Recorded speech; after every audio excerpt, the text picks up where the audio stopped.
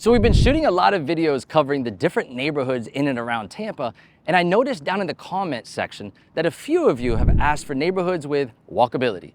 Neighborhoods that are a bit more happening and not so much suburbia. I've also been asked to showcase neighborhoods that would be great for DINKS. Yep, I had to look that acronym up. Well, today's video might have a little something for everyone because I'm gonna jump into some of the coolest neighborhoods in Tampa. Stay tuned.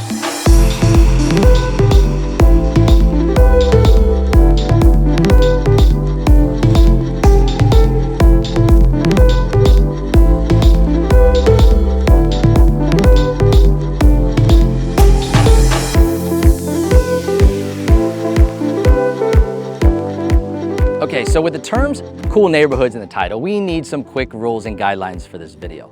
First off, all the neighborhoods in the video are located in the city limits, not in the suburbs and not across the pond in St. Pete. Also, all neighborhoods on the list have something unique about their homes or lifestyle, and all have some sort of amenities or highlights that help them stand out from the crowd.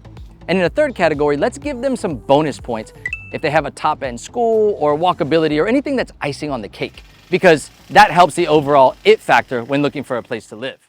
I wanted to start things off with an area that's lesser known to most. So I brought you to Riverside Heights. This area is one of the historic districts in Tampa, and it borders the eastern side of the Hillsborough River. It has a ton of history that can be felt in different ways, like brick roads that still exist on some streets and century-old homes. And I don't want to lie to you. If you ask some old-timers in Tampa, it wasn't exactly the best area to live in Tampa, but the revitalization efforts over the last decade have really injected life into this community.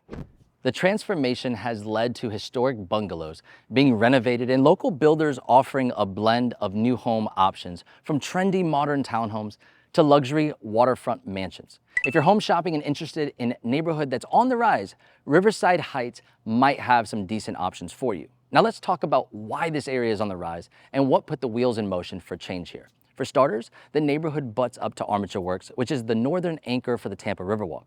Armature Works has been one of the most promising new attractions in Tampa. It's a mixed-use hub with innovative eateries and memorable events, all with sunset views over the river. I like to bring my family here, grab a bite, then walk over to Eulalie for a spicy margarita and walk along the riverfront. During St. Patty's Day, the city turns the river green, live music on weekends, and if that wasn't reason enough to live in Riverside Heights, here's a little more. If you're a foodie like me, you have to try Rocca. It's an Italian restaurant that might make you question your grandma's spaghetti and meatballs recipe. In fact, they are one of 3 Michelin star rated restaurants in Tampa.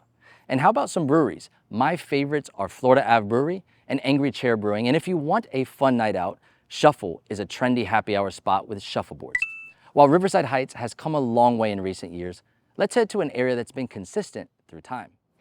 And oh, by the way, if you're looking to move to Tampa, give us a call or shoot us a text. We are licensed realtors, and my team and I know the inside scoop on all of these areas, and we would love to help you and your family find your next home. Might as well hit that subscribe button while you're at it, because we make these videos just for you, and you don't want to miss them.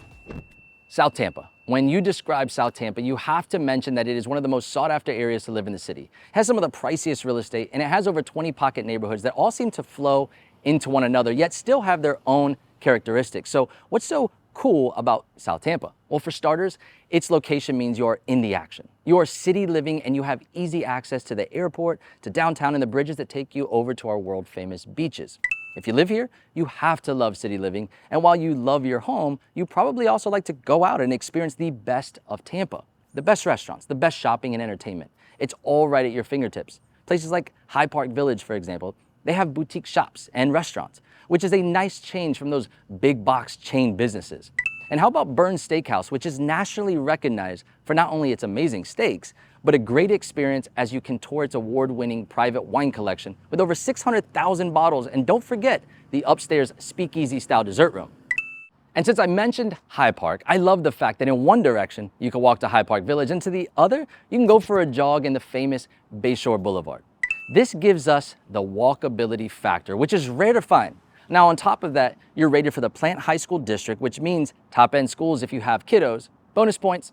And when I was browsing niche.com, they agreed with us by naming Hyde Park as the #1 neighborhood to live in Tampa and the #2 neighborhood in all of America. They also named it #2 neighborhood for young professionals and #2 to raise a family in Tampa. If you continue down the list of best places to live in Tampa, you will also see a few of my favorites, Beach Park and Palma Seca near the top, which supports South Tampa as being on my list of cool places. But just because I love it, and a few websites love it, we need a few more cool points. So let's talk about Soho. It's short for South Howard Avenue and located just north of Hyde Park Village. This is where you can let your hair down a little. It's a unique stretch of restaurants, pubs, and bars that are great for happy hours, Sunday brunch, or if you're single and ready to mingle, some late night fun. So I think it's safe to say South Tampa passed the cool test with boutique shops and restaurants, charming neighborhoods for young families and young professionals, great location to experience the city, walkability, and A-rated schools. I think we have set the bar pretty high. This next one is for the DINKS. Young professionals or really anyone looking for a unique experience. We're talking about the downtown CHANNELSIDE district. This area is on fire right now. Literally, this area is getting awards and praise from every direction. Tampa really never had a fun downtown, and now it's all the rage. Can we say that? Is that like the most non-cool dad thing to say? Just cut that. Tampa really never had a fun downtown, and now it's the place to be. Between downtown and CHANNELSIDE, there are condos just popping up everywhere. While I don't think you can say it's super affordable, when you compare it to other downtowns like Fort Lauderdale or Miami, that's also waterfront, Tampa's a steal. Now, I just sold a 2-1 condo for just over $400,000, and it had 24/7 security with a rooftop pool and cabana, and downstairs in the courtyard between the two buildings, there was a beer garden, a top-end restaurant, a Publix, Crunch Fitness, and a city park with new pickleball courts. From downtown, you can access the southern portion of the Riverwalk and catch a Broadway-style show at the Straz Center, or maybe a concert at Curtis Hickson Park if that's more your thing. Kids can enjoy the Glacier Museum or a day out on the electric boat that you can just rent by the hour.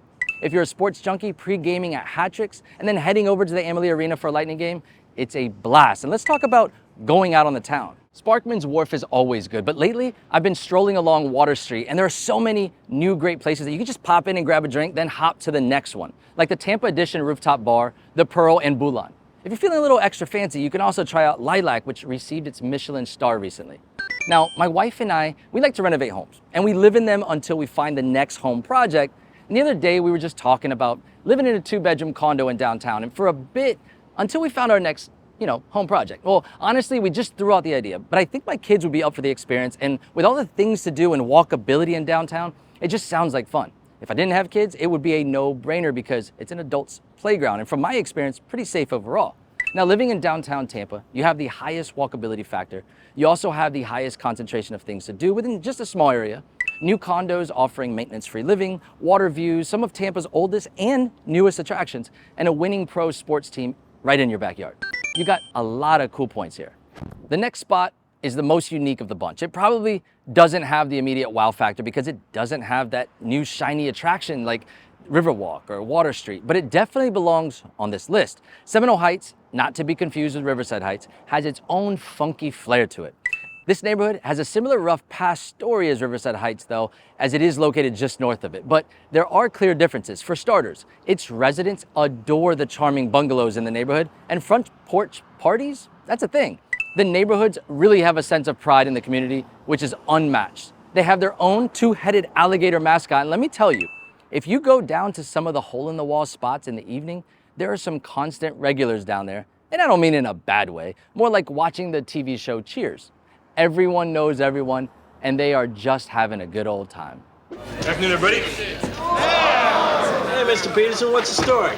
Boy meets beer, boy drinks beer, boy gets another beer. Seminole Heights, it's in the middle of a tremendous rebirth as a culinary destination, and outside of South Tampa and Water Street, it has some great restaurants and bars. Farm-to-table style restaurants and popular craft breweries, they're just everywhere. The Independent, Cappy's Pizza, and Trips Diner, those are staples. But check out this list of places you should visit. The Sea House, Ella's, Rooster in the Till, Ichikoro, King of the Coop, and my favorite place for drinks, Mandarin Heights.